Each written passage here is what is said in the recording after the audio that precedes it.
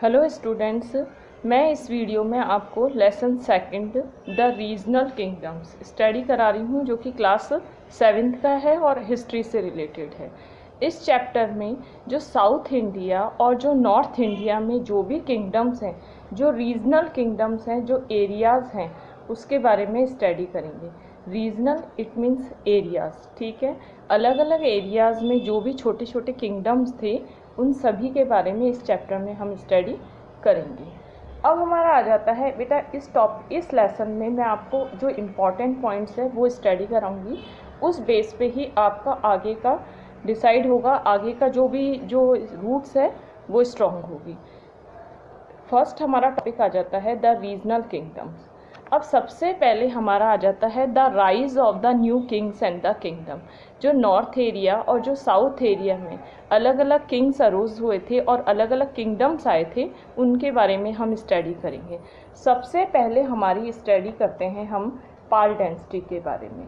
जो regional kingdoms थे, जो अलग अलग एरियाज़ थे नॉर्थ इंडिया में, ईस्टर्न इंडिया में, जो साउथ इंडिया में जो भी किंगडम्स थे, उनमें सबसे पहले हमारा आ जाता है द पाल डायनेस्टी। द पाला dynasty dominated from the eastern India. Pal dynasty सबसे पहले कहाँ एस्टेब्लिश हुई थी? ईस्टर्न इंडिया में एस्टेब्लिश हुई थी। और कब एस्टेब्लिश हुई थी? 19th सेंचुरी में एस्टेब्लिश हुई थी। पाल डायनेस्टी ईस्टर्न इंडिया में 19th सेंचुरी में एस्टेब्लिश हुई थी। अब पाल डायनेस्टी का जो फर्स्ट रूलर था वो कौन था? Gopala was the first ruler of the Pala dynasty. Gopal Pala dynasty का फर्स्ट रूलर था। फिर हमारा आ जाता है topic the Nalanda university which was famous all over Asia was revived by Pala ruler Dharmapala. Pala dynasty का जो रूलर था धर्मपाल, उसने नालंदा डायनेस्टी का फॉर्मेशन किया था। The Nalanda university which was famous all over Asia. Dharmapala के टाइम में, जो कि एक पाल रूलर था, उसके टाइम में नालंदा यूनिवर्सिटी पूरे ऑल ओवर एशिया में फेमस थी। फिर हमारी नेक्स्ट आ जाता है विक्रमशिला यूनिवर्सिटी। विक्रमशिला यूनिवर्सिटी को फाउंड किया था धर्मपाल ने। विक्रमशिला यूनिवर्सिटी को फाउंड किया था धर्मपाल ने। स्टूडेंट्स, एक बार मैं तुम्हें वापस बता देती हूँ कि इस लेसन में हम रीजनल किंगडम्स के बारे में स्टडी कर रहे हैं। रीजनल किंगडम का मतलब होता है जो आसपास के एरियाज़ होते हैं, जैसे राजस्थान है या फिर जो तमिलनाडु है, इन सारे एरियाज़ में नॉर्थ, साउथ, वेस्टर्न और ईस्टर्न एरियाज़ में जो भी छोटे छोटे किंगडम्स अरोज हुए थे, उन सारे किंगडम्स के बारे में हम इस लेसन में स्टडी करेंगे। सबसे पहले हमने पढ़ा था पाल डायनेस्टी के बारे में। सबसे फर्स्ट पॉइंट है, लर्न करते जाओ फटाफट। पाल डायनेस्टी का फॉर्मेशन हुआ था ईस्टर्न इंडिया में, 19th सेंचुरी में हुआ था। पाल डायनेस्टी का फॉर्मेशन, पाल डायनेस्टी का फर्स्ट रूलर था गोपाला, और पाल डायनेस्टी के जो रूलर था धर्मपाल, उसने नालंदा यूनिवर्सिटी का फॉर्मेशन किया था और विक्रमशिला यूनिवर्सिटी को भी फॉर्म किया था। फिर हम हमारा नेक्स्ट टॉपिक पे आ जाते हैं, Rajput kings from the Gurjara Pratihara dynasty. अब नेक्स्ट डायनेस्टी आ जाती है हमारी गुर्जर प्रतिहार डायनेस्टी। गुर्जर प्रतिहार डायनेस्टी में किंग थे राजपूत किंग्स। राजपूत किंग्स ने अपने एरियाज थे वेस्टर्न इंडिया। राजपूत किंग जो कि गुर्जर प्रतिहार डायनेस्टी से रिलेटेड थे, वो सारे किंग्स वेस्टर्न इंडिया में एस्टैब्लिश थे। और गैंगटिक प्लेन, बेटा गैंगटिक प्लेन का मतलब होता है जो गंगा के आसपास के, जो गंगा रिवर है उसके जो आसपास के जो एरियाज थे, जो वैलीज थी, उनको गैंगटिक प्लेन कहते हैं। Till the middle of the 10th century. 10th century में, सिंपल सा हम इजी वर्ड में कहते हैं कि 10th सेंचुरी के मिडिल में गैंगटिक प्लेन, गंगा के आसपास की जो वैलीज होती है वहाँ पे, और जो वेस्टर्न इंडिया है वहाँ पर राजपूत किंगडम्स एस्टैब्लिश हुआ था। राजपूत किंगडम्स स्टार्टिंग में गुर्जर प्रतिहार डायनेस्टी से रिलेटेड था। फिर हमारा नेक्स्ट पॉइंट आ जाता है, इसी में ही, the most powerful ruler and the founder of Pratihar dynasty was king Bhoj. अब सबसे पहले हमने पाल डायनेस्टी पढ़ा था, फिर दूसरे टाइम में हमने गुर्जर प्रतिहार डायनेस्टी से रिलेटेड राजपूत के बारे में पढ़ा था। अब हम पढ़ते हैं most powerful dynasty, Pratihar dynasty के बारे में हम स्टडी करते हैं। अब है Pratihar dynasty, the most powerful rule and the founder of the Pratihar dynasty. Pratihar dynasty का फॉर्मेशन किया था राजा भोज ने। प्रतिहार डायनेस्टी का फॉर्मेशन किया था राजा भोज ने। फिर हमारा आ जाता है the Chauhans was another group of Rajput. राजपूतों के दूसरे ग्रुप को ही कहा जाता है चौहान। राजपूतों के दूसरे ग्रुप को ही कहा जाता है चौहान। और चौहान ने कहाँ कहाँ पे रूल किया था? जो कि राजपूतों के ग्रुप थे, दिल्ली में रूल किया था और अजमेर में रूल किया था। फिर हमारा नेक्स्ट टॉपिक आ जाता है, यहाँ से आ जाता है वॉज द पृथ्वीराज चौहान। अब बेटा हम राजपूत डायनेस्टी के बारे में पढ़ रहे हैं, राजपूत रूलर्स के बारे में पढ़ रहे हैं। तो Prithviraj Chauhan was the most powerful ruler of the Chauhan dynasty. Prithviraj Chauhan सबसे ज़्यादा मोस्ट पावरफुल रूलर था चौहान डायनेस्टी का। ही डिफीटेड पृथ्वीराज चौहान और मोहम्मद गौरी। मोहम्मद गौरी एक अफगान था, उन दोनों के बीच में बैटल हुआ था, पृथ्वीराज चौहान और मोहम्मद गौरी के बीच में 1191 में हुआ था। 1191 में पृथ्वीराज चौहान और मोहम्मद गौरी के बीच में जो बैटल हुआ था, उस बैटल को हम कहते हैं first battle of Tarain.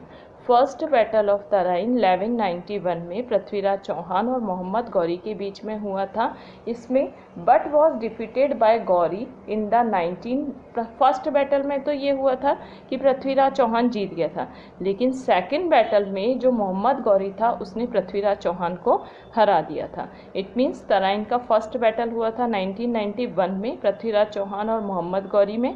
Mohammad Ghori उस बैटल में जीत गया, मोहम्मद गौरी उस बैटल में हार गया था, पृथ्वीराज चौहान जीत गया था। तराइन का सेकंड बैटल हुआ था 1192 में, और उस बैटल में पृथ्वीराज चौहान और मोहम्मद गौरी के बीच में बैटल हुआ था, जिसमें मोहम्मद गौरी ने पृथ्वीराज चौहान को डिफीट कर दिया था।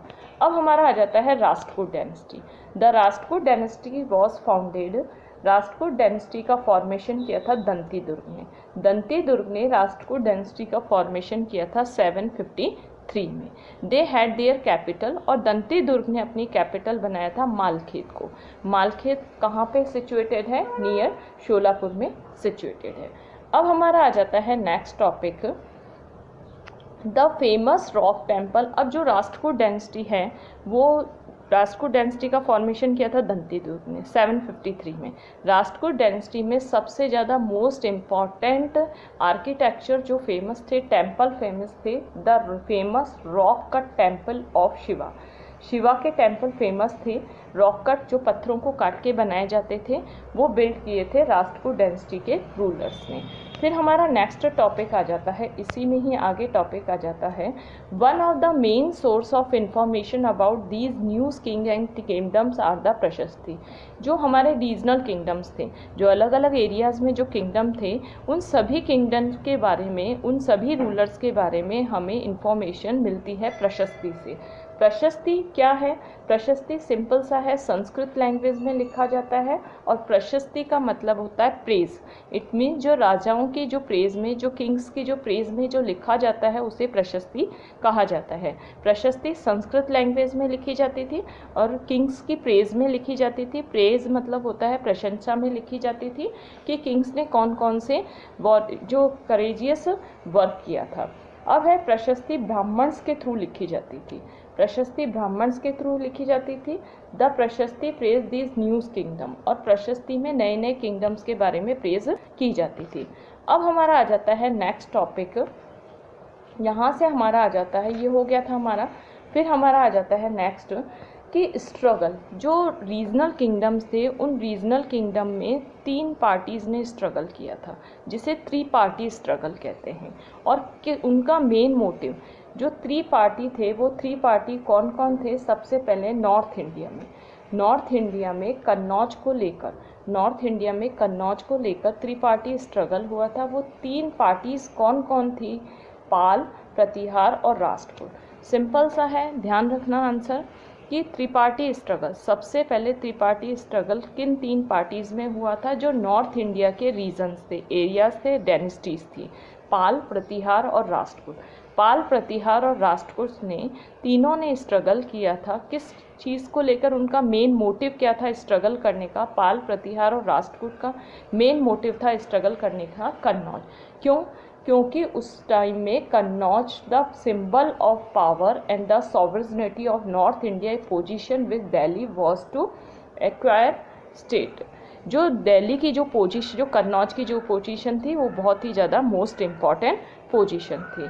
हेलो स्टूडेंट्स, अब मैं इस वीडियो को यहीं फिनिश करती हूँ। ये वीडियो हमारा लेसन सेकंड से रिलेटेड है, हिस्ट्री से रिलेटेड है, और एसएसटी का है लेसन सेकंड हिस्ट्री से रिलेटेड क्लास 7th का।